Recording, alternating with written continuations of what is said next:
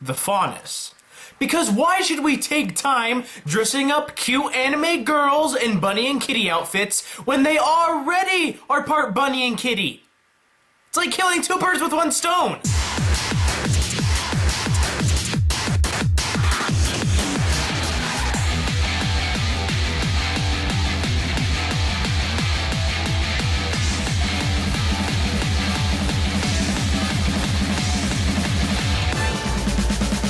Hey everybody out there in YouTube land and beyond. Jake of the OneManBand is back again, bringing you guys another RWBY in-depth look. And you know what? We are finally here, where I'm going to talk about the Faunus for you guys. That's right, the Faunus, the subhuman race culture society that is ostracized by the humans of Remnant, but is also probably one of the coolest things that I have seen in an anime for a long time. I know you could give the argument that the whole idea of the Faunus, you know, half animal, half human hybrid people, has been an anime for a long time, and yes, I will agree. It's been an anime for a long time. But RWBY, it was really one of the first sort of anime shows that I ever watched, so it still holds very dear, I hold it very dear in my heart. So let's stop beating around the bush, let's talk about the Faunus. Before we dive into anything that gets into theory categories, let's just start off with what they actually are. Now, what do we know for sure about the Faunus? Well, we know that they're half human, half animal, hybrid, bipedal creatures that occupy the world of Remnant along with humanity. Now, even though all of them are counted as Faunus, there are many sub-Faunus breeds or races. I'm not sure what would be the correct term, because races is like something you normally use with humans, and breed is something you use with animals, but since they're both, what would you actually use? I don't even know. But we have seen in the show that there's cat Faunus, monkey Faunus, bunny Faunus, like bull Faunus, bear Faunus, and there could be a lot more. Now, for all you people who are stating in the comments right now that I'm not stating certain types of Faunus, it's because those are just the few suggestions I wanted to get out there in this video. And I'm not taking anything from theories or OCs, because I don't know how far the Faunus animal genome line goes, so I just really want to try to keep it to where I actually know. But as we know, there's probably going to be a lot more different type of Faunus out there. Really freaking cool. We know that the Faunus are sentient and very smart, and they even have their own kingdom, menagerie. Oobleck mentions this when he's doing his history lesson. He states that the Faunus rights movement was taken to the kingdom of menagerie. That's basically stating that that is their individual kingdom. So they're able to create their own society without the help of humans. So this means that they're actually very capable in battle as well. They're not like pacifists, or they're not weaker than humans in any way, and for all we know, they're not really stronger than humans in any way. Well, there are a few things that would make them kinda stronger, but I'll get to those later. Now, it could be pretty much assumed that some of the Faunus with like their animal ears and stuff like that may have enhanced hearing, but there's nothing really in the show that suggests this is a for sure thing. But we do know that every Faunus has almost near perfect night vision, so we know that they have an enhanced eyesight, if anything. But along those lines also, they also have auras and semblances just like human beings. So they're able to become huntsmen and huntresses alongside their human counterparts. But with any scenario where there's humans and things that are non-humans, there's gonna be a little bit of trouble between the humans and them. Now, with any situation, humans don't like what isn't human. Humans are really stupid, selfish, and prejudiced like that. I try not to be. There is a lot of people in the world of Remnant, in the universe of RWBY, that are completely alright with Faunus. But we do know that there is a portion of society that likes to ostracize, segregate, and discriminate against the Faunus people. So this means they're treated like second-class citizens. They could get away with working them for bone, you know, working them to the bone for pennies a day, you know, unfair labor laws, you know, segregation, as I said before, and probably a lot of other discriminatory terms. Even Weiss in Volume 1 goes out of her way to call the White Fang scum, and therefore throw in all the other Faunus that's there in the pile as the White Fang as well. So even though Faunus are half human and have the whole human sense of things, they're still ostracized by pure-blood humans just because they're a little bit different. And I'm not saying that that's right. It's wrong. Why can't we be friends? But this is all leading up to what you guys really want me to talk about. The theories about where they actually came from. What are their origins? Now, I kind of broke up this whole idea of this video into 4 basic ideas of what their origins are. Now, before you guys go out and say, oh, you didn't include my theory, or, oh, my theory is just a little bit different than this one, I understand. It's just these 4 are the ones that I believe got the theories kind of across the best and gave the idea, like, well. And every single theory that was sent in to me was great, and I loved it. But a lot of them were along the same lines. So, let's just dive into this. I apologize once again, but I hope you guys understand that I kind of just had to stick with just a few, or else I'd be here for an hour. And I honestly don't want to edit an hour-long video and then render it and then upload it. That takes so freaking long. Enough of my belly aching. Theory 1. The extraterrestrial theory, as I like to call it. This theory basically explains that either it was humanity or the Faunus that were some form of the extraterrestrial to the planet of Remnant. Either humanity arrived on the planet and the Faunus were already there, or the Faunus arrived on the planet while humanity was already there. Either way, it's kind of the whole finding the new world, colonizing, spreading. Now, it's not like we haven't seen this before. This has happened in history multiple times, you know.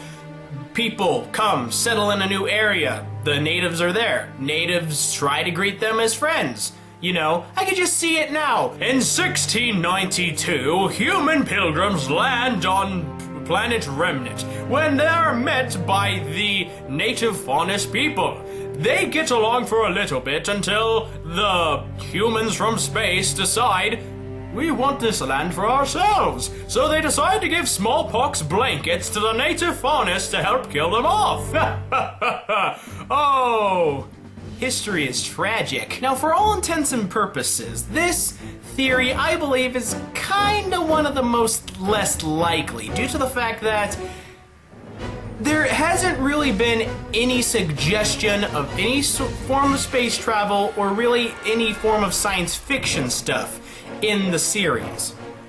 Now, I know science fiction and fantasy go kind of hand in hand in situations like this, but I would think that RWBY is more along the lines of fantasy than science fiction. I mean, we've seen like airships and stuff, but we haven't seen like laser guns or like spaceships flying around. There are scientific sci-fi things in there. Yes, I understand. But in this show, they don't really concentrate on talking about space or the stars or anything like that. I just find it very unlikely that either humans or the Faunus would be from another planet when none of that is suggested or hinted at in the series. Theory 2. The aura awakening by an animal. This theory is actually quite ingenious in my mind. The whole idea is that a person unlocks their aura, and due to the way their aura was unlocked, they then take on kind of the aspects of how it was done. Now, we have seen Jean's aura be unlocked by Pyrrha, so his aura was unlocked by another human. So, you know, his ability, his appearance all that wouldn't change.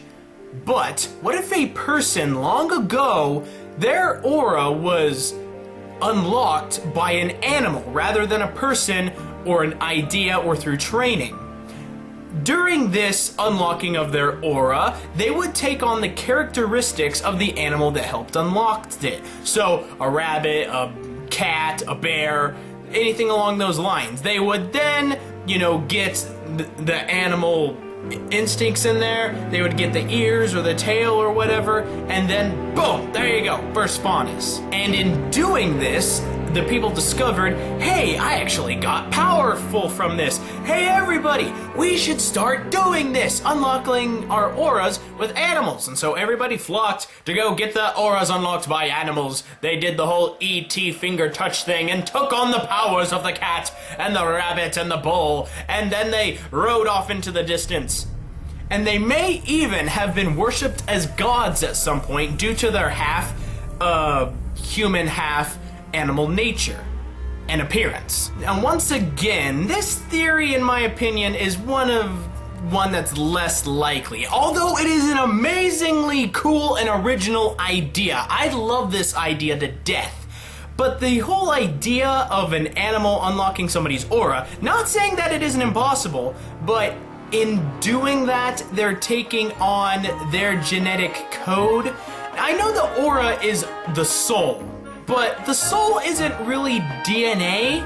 I mean, I don't really know how genetic, DNA, soul, everything like that works on the planet of Remnant, but I do believe that in doing that, it wouldn't change their genetic code so much that one, they would be able to survive the process, and two, they would be able to have all these abilities, still come up perfectly healthy, and be able to breed with other people. And besides, if they were treated as gods at some point, why would they be segregated from humanity now? Why wouldn't they be segregated beforehand? I mean, I guess the progress of humanity, we lead more to science now instead of religion, so ostracize all the religious symbols or whatever, but I still think if that was the Faunus' history, they would still hold some form of, like, not really power, but like nostalgic respect due to the fact that it was the humans' history. Theory 3. They came from the Grimm, evolution style. Now this theory suggests that in the beginning, humanity was created, the Grimm were created. Boom, just those two. And they went off along their ways, they fought each other, they did all that stuff. But as we know, as the Grimm grow and get older, they get bigger, they get wiser, they get smarter, more efficient at killing and such. And in doing this, some of these older Grimm, they would watch humanity, be like, huh, you know, these people, things are weird. Why are we fighting them? I don't even know. And it was in that as they grew curious about humanity, they began to study them, they grew smarter, they grew an aura, they were able to finally take on human form, and in that form, after a few generations of children coming along, the Faunus were born from a human and a Grimm getting it on. Now this would explain why humans hate the Faunus, because they then see the Faunus as, oh, you're the child of the Grimm, you're a very evil thing, you are very, very evil and stuff like that. But to be honest, this theory has a lot of holes in it. I mean, the Grimm are the complete opposite of humanity. It's stated in the series, humanities are the light, the Grimm are the dark. Now, I'm not saying that the light and the dark can't get along. One can't exist without the other. And the whole, like, premise in, like, Oriental mythology and all stuff like that is that there has to be a balance between the light and the dark, and, you know, one can't exist without the other. Neither is particularly bad, but you know, all that kind of stuff. But the fact of the matter is that in this theory, the Grimm, it suggested that the Grimm grow an aura. Grimm do not have an aura, and they never have had an aura, ever. I mean, Oobleck said that the Goliaths out there, the big mammoth elephant things, they were like hundreds of years old, but they don't have any form of aura. Now, I'm not saying that Grimm won't get smart, but Grimm cannot grow an aura. they do not have an aura. They are the exact opposite of what an aura is, like what an aura represents. And to a Grimm, the only thing that matters is killing. Not curiosity, not wondering about what humans are doing, just killing. It is stated in the World of Remnant video about the Grimm. The very last line is that the only thing the Grimm care about is the kill. So I find this theory, although a very interesting idea, completely debunked by the facts that have been given to us. So, sorry. Now, on to the fourth and final theory that most of you people actually think is the right one. Because a lot of people sent this one in, you know, tangents of it, variations of it. So here we go. The Faunus were created to be bioweapons and or superweapons. Now it's suggested in this theory that humanity was, you know, high intelligent, all that kind of stuff, high up there on the technological scale, where they got genetic manipulation down. They could do genetic manipulation in many ways. Now, in the many different aspects of this theory, there are a few different ideas, like the Faunus were made so that humans could possess the power of the Grimm. Now, I'm not really sure what power the Grimm has that the humans don't. I mean, the Grimm are very efficient at killing, because it's the only thing they know, and they really don't need sustenance, they don't need any of that stuff. They are the perfect killing machine. So I guess that would be a reason why humanity would want that, but the whole idea of taking a Grimm and a human and mixing them together, I mean, sure, you may get the ferocity of the Grimm and the human, but the human would still need sustenance. It would still need nourishment and all that kind of stuff. And the Faunus of the RWBY universe, they don't seem any more ferocious than regular old humans do. If anything, they're more passive. Well, except for the White Fang, but that's a story for another day. And then there is another theory, a variation of this theory, that Faunus were genetically engineered and mutated from actual humans that were taken against their will. Now, this goes along the line of the lyrics from the song From Shadows, where, you know, it states, you know, born with no life, into subjugation, treated like a worthless animal, you know, stripped of no rights, you know, crushed by cruel human rules, all that kind of stuff. You watch the show, listen to the song, it's awesome. This theory suggests that humans were like kidnapped and forcefully taken and experimented on to try to, you know, just to meddle. Because, you know, humanity's curious, evil scientists, mad scientists, they want to meddle, they want to, you know, let's take a little bit of Grimm here, a little bit of human here, let's mix them together, see what we get. Woo! You know, fun stuff. Whether the reason for this genetic manipulation was just for, you know, shits and giggles, or for military purpose, it goes kind of both ways. There's suggestions it's for one, there's suggestions for another, and it could be for both. And yet there is another route in this theory that suggests that the creation of the Faunus was actually done, like, to oneself. Somebody sat down one day and was like, you know what? I think I'd like some kitty ears. And so they did it to themselves, genetically manipulated themselves in order to become stronger in some form. And as they did it, you know, more people did it, and then they became the Faunus. Now, for all the facts and the reasons that this theory stands and all the sub-theories stand, here's some arguments. If people were genetically modifying themselves purposefully, I personally don't think that would happen. I mean, I do understand that some people would just be so selfless that it's like, oh man, we're losing this war against the Grimm. I'll happily sacrifice my humanity to hopefully harness more power. You know, I could see a few people doing that, but so many people doing it that it creates an actual second race of humans on Remnant? Nah, that's a little leaping over the shark. That's jumping the shark a little bit there. I mean, doing it to themselves, kind of not believable. But being forced to change, you know, genetic manipulation by scientists at some lab somewhere, that's more believable. I mean, all these peasants, nobody cares about them. The thieves, beggars, prostitutes, who really freaking cares? The street urchins, street rats. Get that Aladdin kid, bring him in here. Let's mix him up with some monkey DNA. We'll call him a Boo. And so, through either wanting to develop super weapons or just meddling with genetic manipulation, the Faunus race was born. Once, probably in higher numbers than people just doing it themselves. But here's the idea. In anything, once again, I don't know the rules or the history of how the Faunus were made. This is just my personal opinion, is that you created the Faunus to either, just for shits and giggles, you know, just to be fun, or for military purposes. Alright, yeah.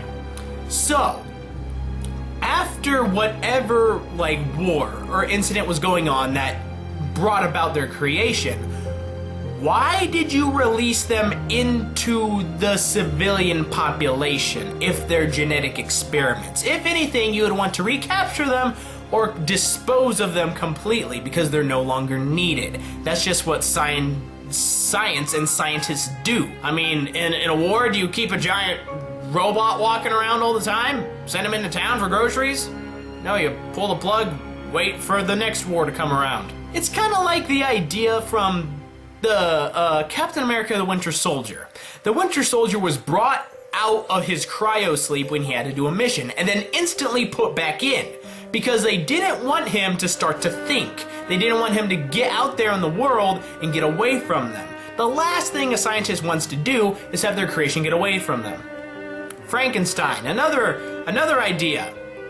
Another example right there. And also, if you're going to create some form of biological superweapon that has all this ability to, and you specifically made them to fight, why would you give them the ability to breed? Now, don't get me wrong. I mean, in your mind, you're like, well, so they can have more later. But you see, the whole idea of breeding and bringing up children, it's like that takes a good chunk of time. It takes 20 years. You wanna wait around for 20 years, growing a new batch of soldiers? No, you just get an adult street urchin, put some monkey DNA in them, throw them out, go fight. No, you don't want your creations to be making babies. Once they be making babies, then they want to protect babies. And then when you do experiments on babies, they get mad and they kill you because you're the bad guy now. Technically, you're the bad guy in the first place. But the first rule 1 for the mad scientist for creating monsters or creating a biological creation of any kind, if it's your first time, don't give it the ability to procreate. I mean, think of Jurassic Park. They specifically made every single dinosaur in Jurassic Park female, so they would not procreate in the wild, because they procreated in the wild, it would get out of hand. The humans wouldn't be able to control the dinosaurs, because the dinosaurs, amusement park. Kids are gonna go there. You don't want 20 million T-Rexes running around. And it's like, if you created the Faunus to be weapons, you wouldn't want 20 million weapons running around with your kids. I mean, that's dangerous. Now, that would explain why humanity probably, doesn't have trust for Faunus. It's because, you were created to be a weapon, I don't trust you. Because, you got Grimm? You were made to combat the Grimm. Well, you could be just as bad as the Grimm. It could be stuff like that. But the whole idea is that if they were made from genetic manipulation, either some form of calamity ever so great would have to occur that, a big group of Faunus would have to escape, go off somewhere, and somehow they kept the ability to procreate, and then they just kept procreating, lots and lots of babies, and then, generations later, humans come across them again, and they're all like, where'd you come from? And once again, the whole idea of they being created to be weapons kind of goes back to the whole idea is that there was a great war in the past at some time where kind of history was lost. Now, my personal theory is kind of anticlimactic after that last one, but it's just humanity and the Grimm were created at the same time at the beginning of time, or what have you. I believe that the Faunus were created at the same time, you know, just because. Just because having half human, half animal characters in the show would have been cool. It's hilarious how everyone in the RWBY community loves the Faunus, loves them to death, and wants to see more Faunus in action. But it's hilarious how little we actually know about them. I mean, we don't really know a thing about them. We know more about the Grimm than we know about the Faunus. We know more about humanity's enemies than their allies. Oh, I guess that kind of makes sense, you know your enemy and stuff like that. But still, I find it completely mind-boggling that this is the whole concept, one of the concepts of the show, is that we don't truly know where the Faunus came from, you know, what they are and what their capabilities are.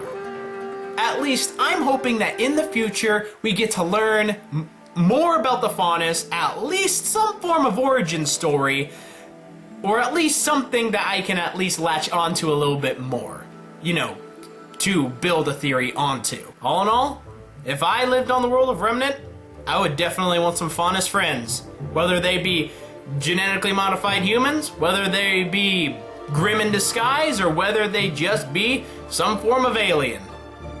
I want them to be my friends. Now you guys, I hope you enjoyed this video, but actually, this is only part 1. Tune in next time for when I do part 2 of the whole Faunus breakdown, where I talk about the White Fang.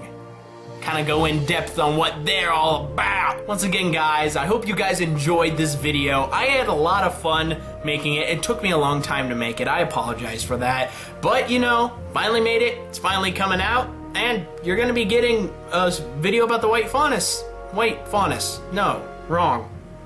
You're going to be getting a video on the White Fang as well. So, woo!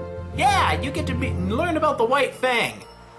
Now, along with me talking about the White Fang, I'm going to address a couple of theories that you guys have thrown my way in that video involving the White Fang.